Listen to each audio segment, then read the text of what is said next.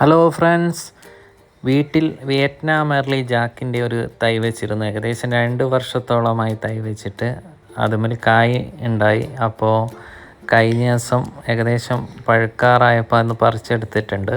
നല്ല അടിപൊളി ടേസ്റ്റി ചക്കയാണ്. നമ്മൾ ഏകദേശം നാട്ടിലെ വരിക്കേൻ്റെ ഒരു ടേസ്റ്റൊക്കെ ആണെങ്കിലും നല്ല അടിപൊളി ചക്കയാണ്.